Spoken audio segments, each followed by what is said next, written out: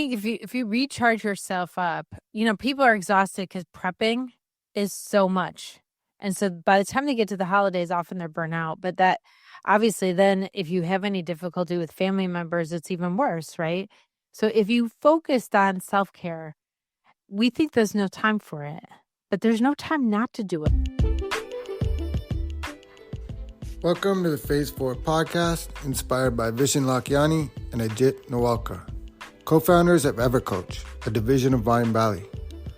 In this podcast, we speak to coaches and creatives about where they were, where they are, and where they are going. This is an intersection of what we focus on expands, and your story is your superpower.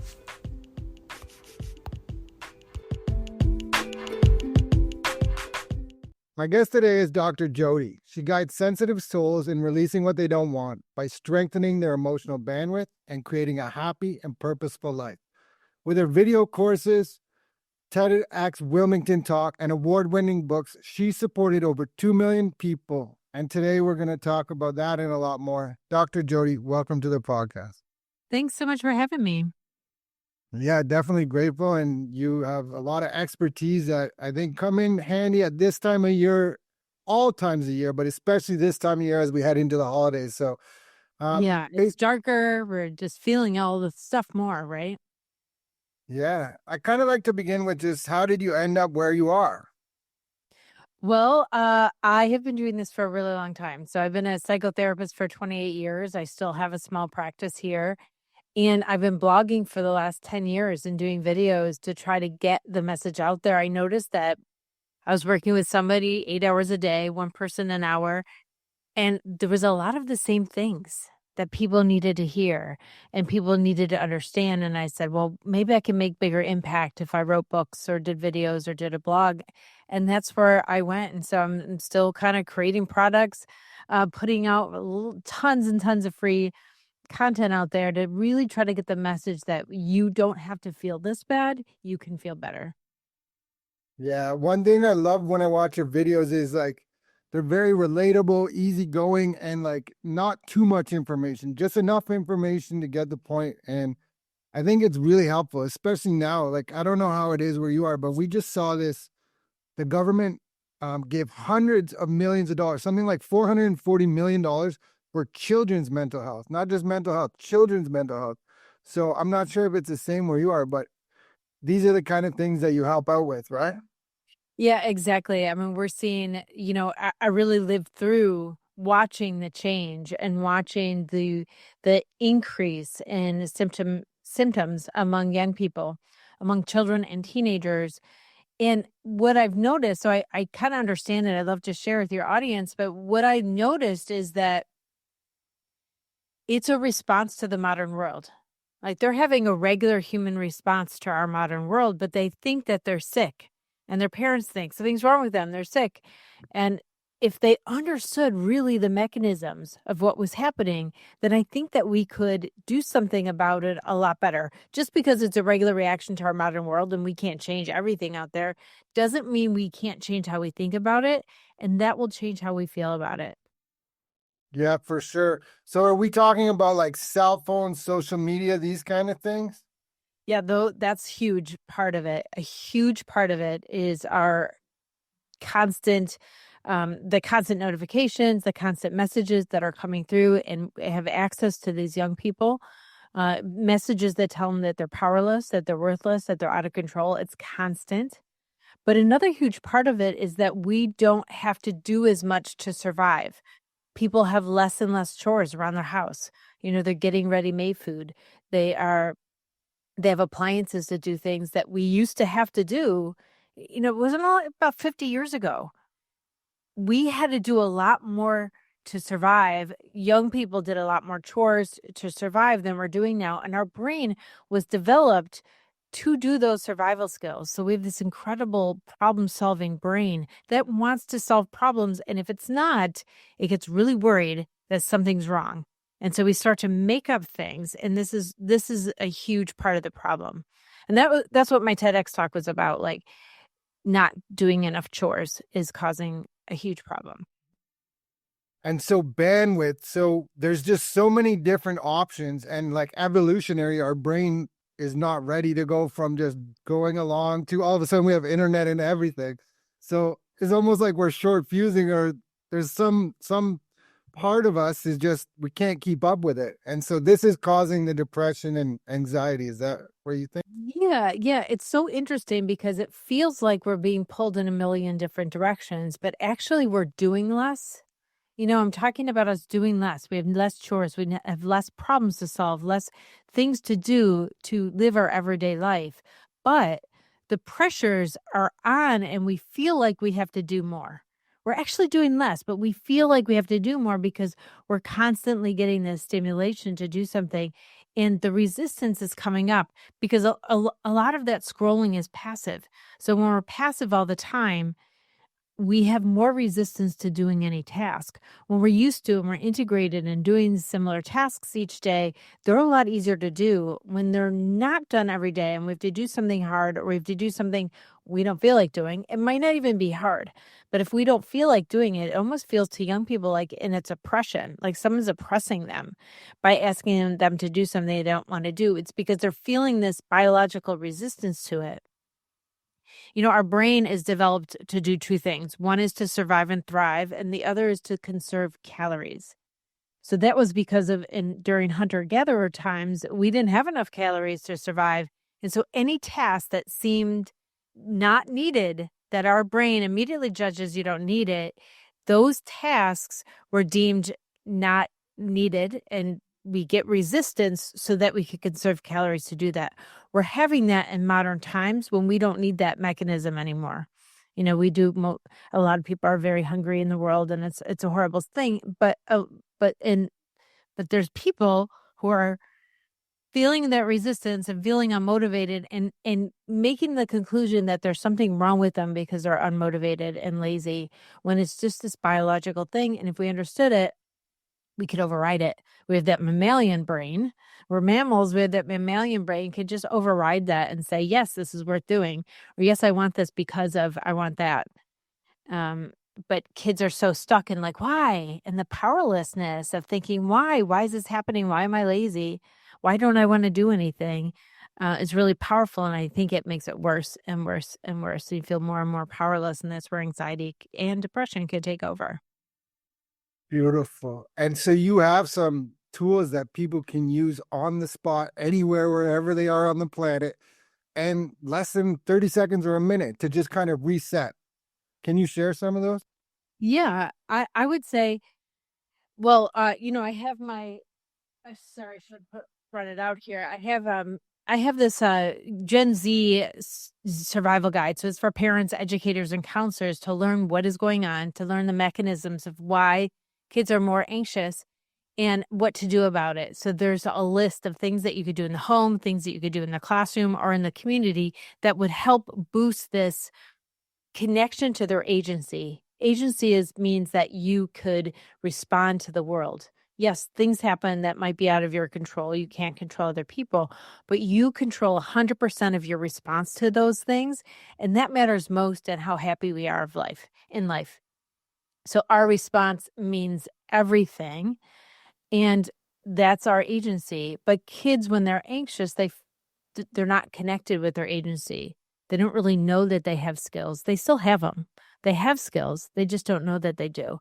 And so the activities that I point out, this is a free download that you could get from my website. It's jodiaman.com/guide. And the activities have them thinking outside the box, have them problem solving, have them connecting with other people, having them see how they matter and see how they have skills. So it's an incredible resource that I put on my website. Yeah, it's beautiful. I've downloaded it. I think there's it's getting compounded. So there was the social media slowly coming into the mainstream, and then we had COVID on top. So now you have a 14-year-old or a 15-year-old or an 8-year-old, and they're told just stay home. And so now they're looking at that social media, seeing the Ferraris and the Lamborghinis, but they're not going out. And like you said, they don't have that agency. And so the parents need to help out here. It's not just the kids. The parents have a responsibility too, right? Exactly. I think that parents are feeling really overwhelmed and don't know what to do. And when their kids are anxious or they're having any mental health problems, parents, the first thing to do is to take things off their kids' plate. Let's try to ease up. Like you're stressed out, let's try to ease up. And actually, if you think about my theory of having less chores or having less problems to solve, it's the worst thing that you could do because you're leaving more space in their life for their anxiety to go and them to stay in their mind, going over and over those negative thoughts.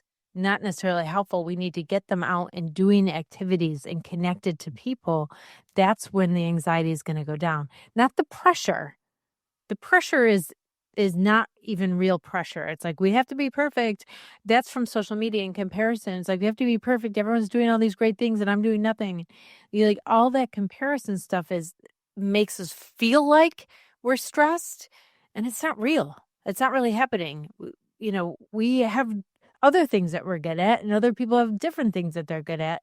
Um, you can't compare apples and oranges all the time. So parents have to, first of all, delay your kids getting on social media as much as you possibly can. You might have heard this news story in Australia, they're trying to ban it, or New Zealand, they're trying to ban it for Australia, kids 16. under 16, right? And I have some friends who pay their kids, if they make it to 18 without social media, they'll give them some money, you know, like a bonus for doing that. And kids are opting in to doing that because they know kids realize that when they spend more time on there, they feel bad. And to invite them to witness that and make new decisions around that is an important job of the adults in the life because kids could recognize it and they're still doing it. You know, it's really disrupting our dopamine cycle because we have this little bit of dopamine of all these notifications. We don't want to miss anything, but it's really interrupting the regular dopamine cycle that we're supposed to be doing that gets us to be motivated. You know, we're supposed to do something that's interesting. Our dopamine releases, we like it, we do something else, right? We learn something else or do something else interesting or challenge ourselves. That's how it's supposed to work. But with the constant scrolling, the constant notifications, it's really interrupting that process. Yeah, no doubt. I like that Australia did that with the social media. Um, I where I live, the school boards have sued Facebook and all these companies. I don't know how the school board can even do it, but same idea. They're saying the kids, we can't teach the kids because of this. I think that the dopamine thing is huge because have you ever seen The Social Dilemma, a movie? No, no, I should watch that. So they show this one part of the movie, and the kid's in a class, and it comes up on his phone like Stacy just posted a picture on Instagram, and then the guy's like, instead of showing the kid the picture, they don't. They just tell him that he looks at the picture, and now he's caught scrolling, and the idea is like that everybody like has to have a part in this because the trajectory that we're going on, it's not the best. Yeah, I don't think phones are going to go away.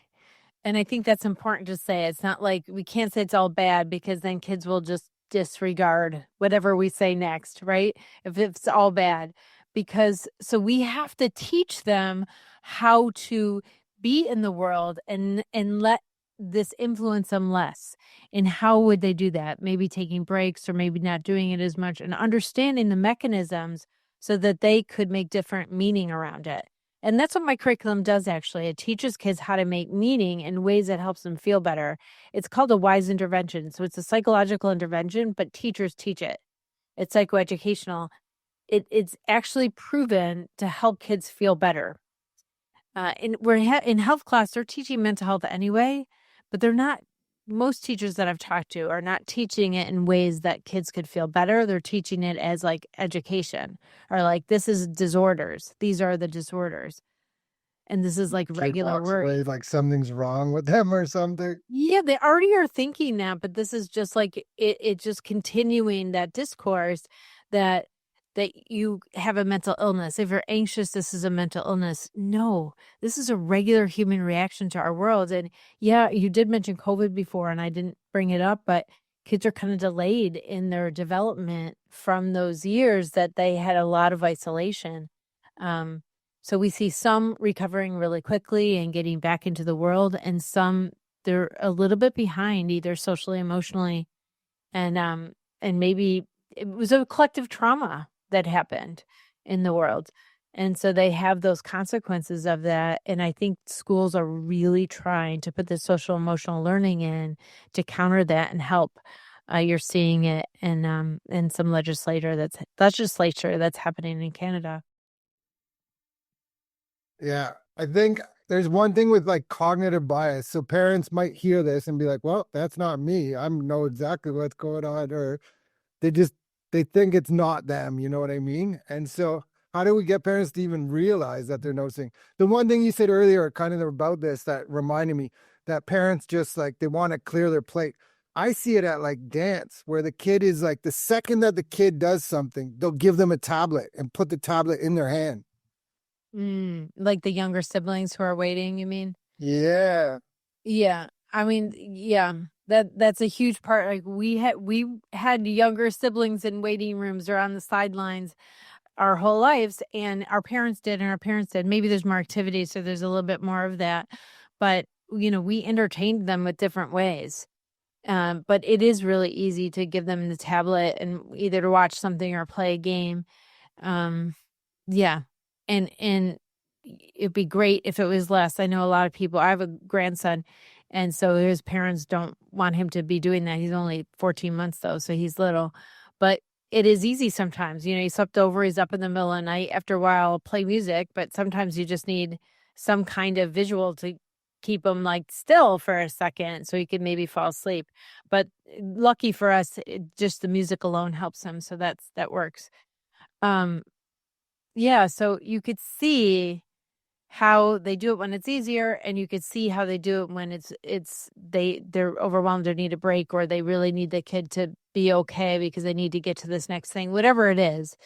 Um, yeah, it's available. And so it's hard not to use something that's available unless you have a really commitment not to use it. I hear you.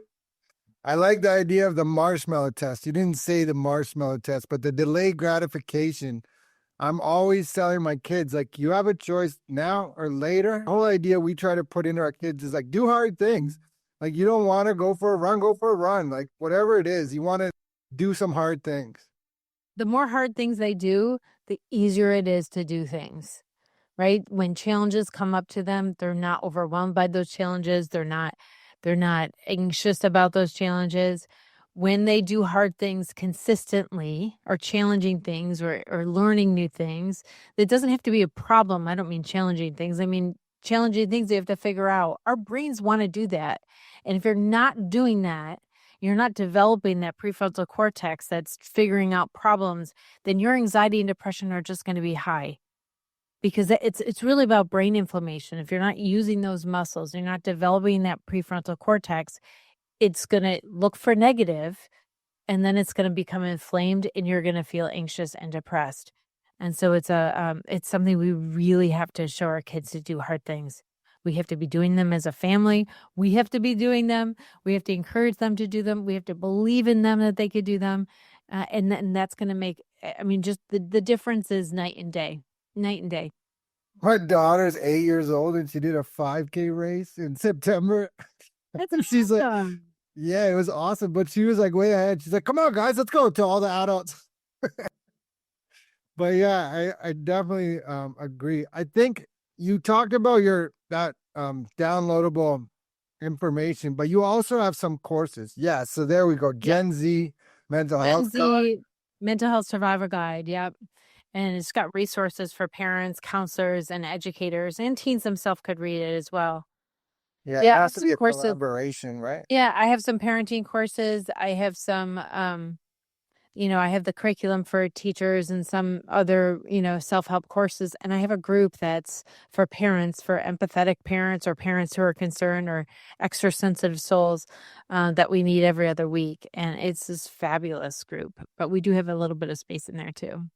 That's awesome. So it's highly sensitive. I watched this Netflix doc and I can't fathom that this is the real number. It said 20% of people are highly sensitive, like for being, is that right? Or I it seems think, a I lot mean, I to think me. we all could be. I think sometimes people, I think naturally, I think we're all sensitive, right? Because we used to have this relationship with the earth and with, the plants and things around us, because we used to go outside and pick food and eat it, right? Or we used to listen, and we used to like smell and find the berries. And we've lost a lot of that sensitivity. So that it's kind of unfortunate that it's only 20%, because we all have the ability to be able to do that. But in our world, when we're not as connected with earth and that, because we're not, living as close to the earth as we were before, we tend to feel negative stuff from other people. And we get really sensitive to that. We can feel other people's feelings. This was something that helped us survive in the past. And now it kind of pushes us down. But I also teach people how to address that, or how to block out some of those negative things that are not yours to carry. Get the information from them, but not feel the feelings, because that's not even helpful to anybody, not even to the other person. Yeah. So is there like an energy thing where we're blocking our own energy and connection with the planet and like missing out on the sunrises and sunsets and beautiful stars and You quite literally, yes, we are. I mean, you do obviously, you do see people that appreciate all that stuff, or are starting to grow their own food, even if it's just a little garden outside, or going to the farm market and buying stuff that is grown locally. You see people reconnecting in some ways. And I think that's really beautiful and helpful. It's transformative, actually. I found in my life, it's been transformative. In a lot of my peers who I saw going back to doing some of these practices, walking, even through the winter, walking outside, trying to get that vitamin D from the sun instead of taking a pill. And not that I don't take vitamin D sometimes if I'm sick, of course, but I try to get out in the sun and get it that way. And I try to like look at the trees, feel the breeze, like be present with that experience. And it's that easy. There's a groundedness that happens because you feel like you're part of something bigger that actually helps anxiety go down. I have several videos on nature and how nature helps anxiety go down.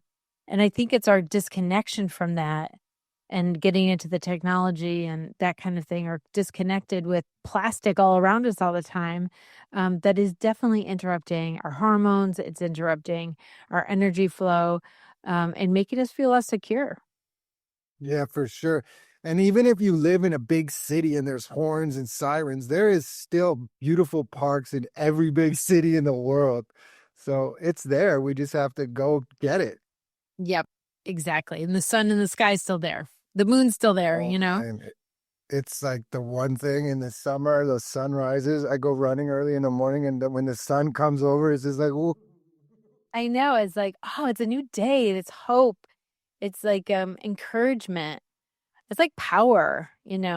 And so you really feel that. And so I think that it's important. I had a friend once who every morning she did meditation, but outside, must have been the summer because she's up in the Northeast, but she listened to the birds. And then after whatever, a month or so, could recognize the same birds.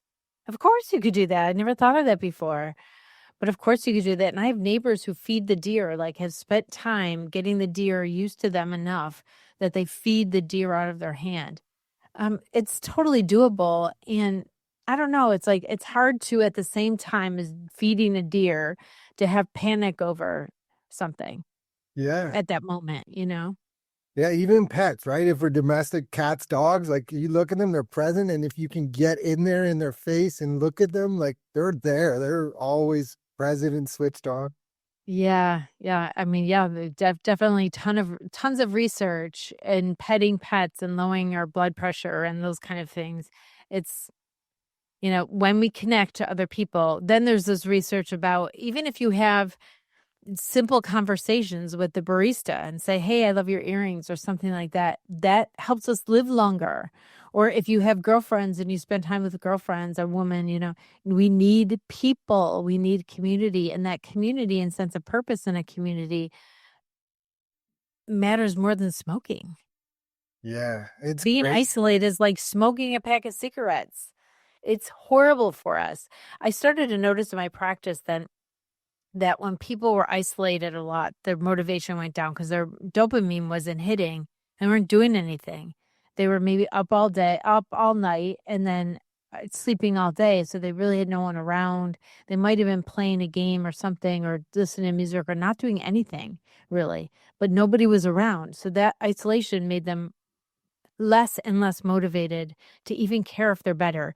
So if I found a client who is like, I don't really care if I get better, I know that's not depression. That's actually a symptom of isolation. And if we could get them out of the room, you need like an adult to help. But if you could get them out and doing stuff, it transforms really quickly because their dopamine starts hitting and they start getting interested. When people are not interested, that's not depression, that's isolation. And it's a problem with their dopamine. And so it's really interesting. And then the negative thoughts come and, when you're isolated and there's no one to get you out of Yeah. there.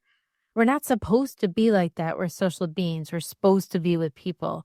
And so it's highly damaging to be isolating. So I understand why it's like smoking a pack of cigarettes in a day if you're isolated. Right. And Martin Seligman, that PERMA model of psychology, positive psychology, right? Positive emotions, engagement, relationships, meaning, achievement.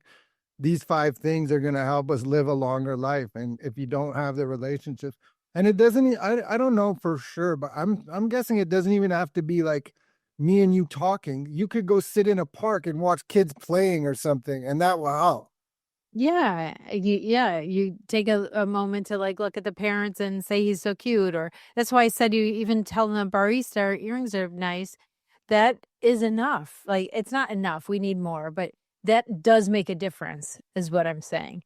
It makes it no matter how little, it does make a difference. We need to have that small talk is completely important to our health and longevity. It's You said amazing. two things earlier. You didn't say meditation. Maybe you did, but I'm wondering about how does meditation or prayer come into this, and then food. You said a little bit about food, but how does nutrition, especially maybe for like young kids who are just grabbing the snacks? Huge, huge. Teaching young people to meditate. Prayer meditation might be two sides of the same coin. Prayer is speaking or getting something out, and meditation is listening. And people get scared of meditation because they think about it as clearing the mind, and then the negative thoughts could come in. That's what happens to people. But it's really about focusing on something. So you don't have to clear the mind and have it empty. You could focus on a candle, on a light, on your breath, on a pattern, whatever that you want to focus on. So it's focusing and being present with one thing. So that might be helpful. So if you have a guided meditation, you could listen to somebody's voice, and that's something you could focus on. But in my book, I do talk about, this is my book for teenagers, Anxiety, I'm So Done With You. It's a teen's guide to ditching toxic stress and hardwiring your brain for happiness. So I'll put it in the middle. So if we're split screen. So I talk about all these things we need, these happiness habits, like how to hardwire your brain for happiness. And yes, I talk about nutrition in there because it's so important. We're eating all kinds of crap. If we don't think that that's not interrupting how we feel good in our emotions, what we eat completely controls our emotions. They did a study in a psychiatric center with people who are schizophrenic, and they took them off bread. They took them off gluten, and their symptoms went down. We could see that with sugar. We could see that with other ingredients that are in processed food don't help us. They do interrupt our hormones. Our hormones are everything of how we feel, right? Our adrenaline is a hormone, and all of those things, our dopamine's a hormone. So if that's interrupted by our food, because so many hormones come out of our gut, then we are not going to feel good.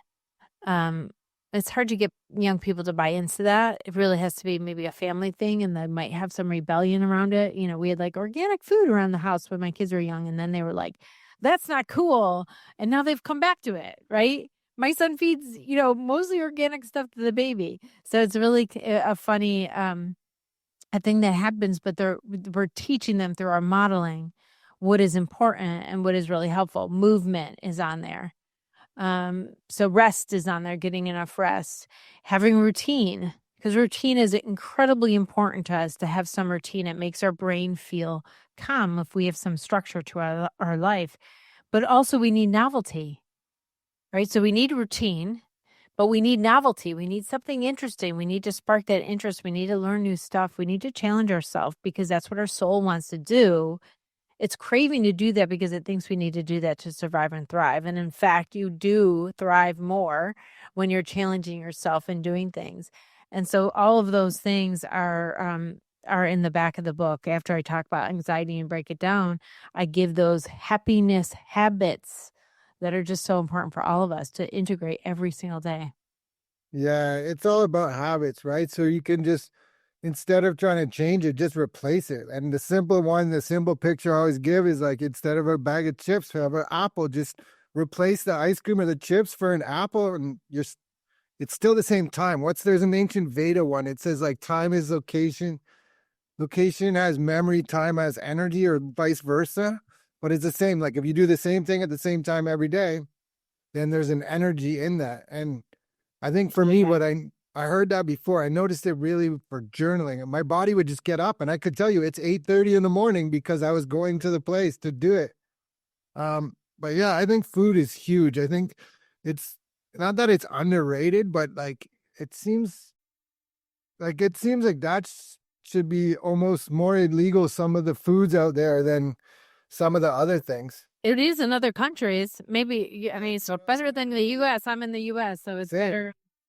Yeah, there's 11 foods in the US and Canada that are in a lot of the foods, 11 ingredients that they're banned in Europe. And what's the book was called?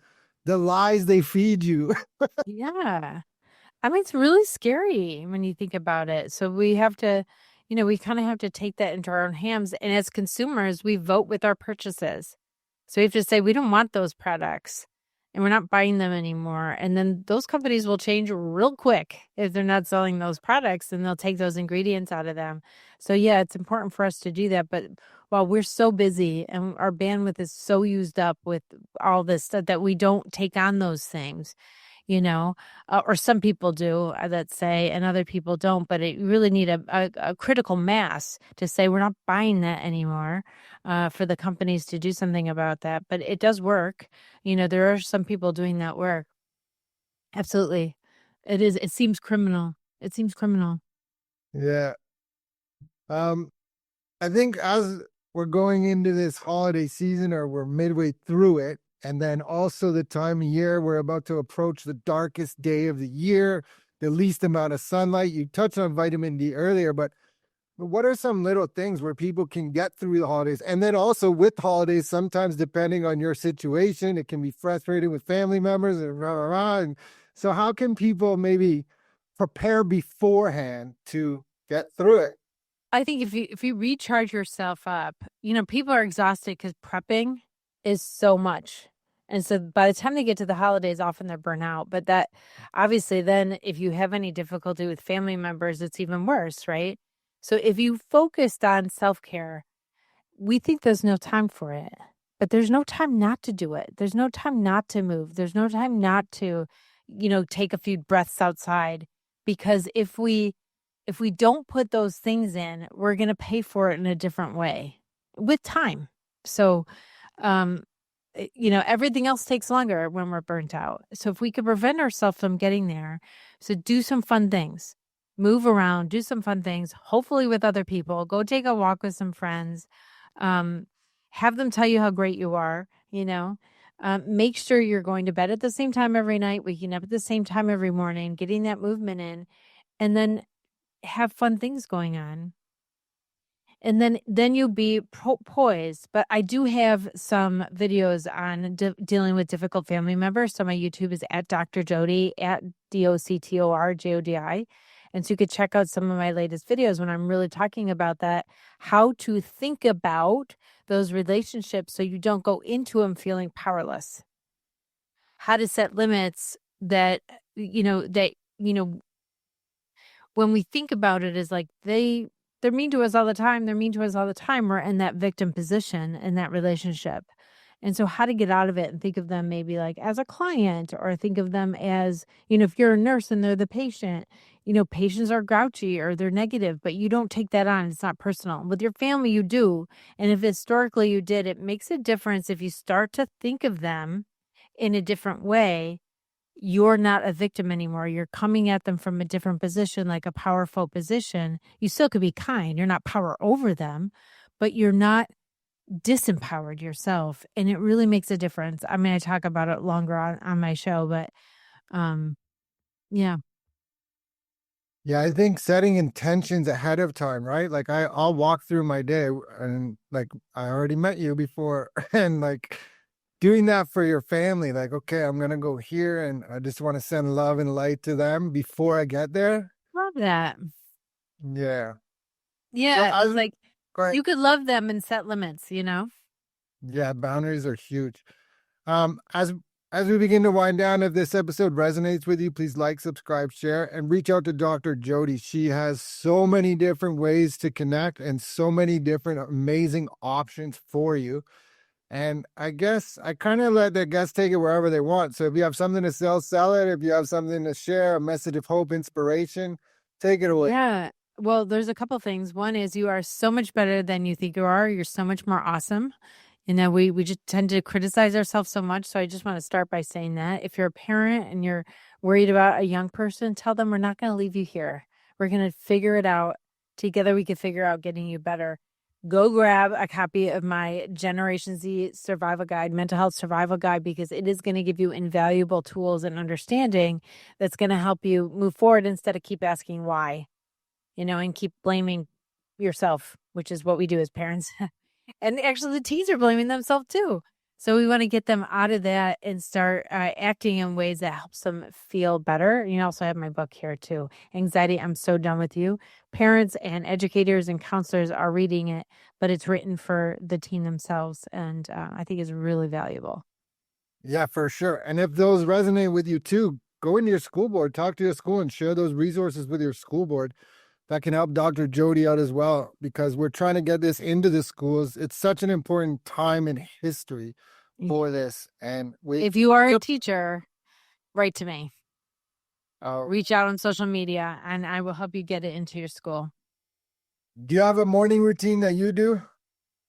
Yes, I get up, I read a little bit, about 10 minutes, and then I have coffee and kind of go over the day with my husband, and then I walk. So I do Movement. about an hour and a half of exercise, and then so it's either walking or cardio or lifting, and then I shower and start working. So you got body, mind, spirit, right? Reading for the mind, body, walking, movement, spirit, connecting with your husband and having coffee. Yep. I love it. Okay, my final question is, how can people reach you? Just tell us again. Yeah, my website's jodiaman.com, jodiaman.com. So you can find everything there. And my YouTube is Dr. Jodi at DOCTOR JODI. I do a live stream every Monday at 8 p.m. And I have call-in. So if you want live coaching, you can get it right there.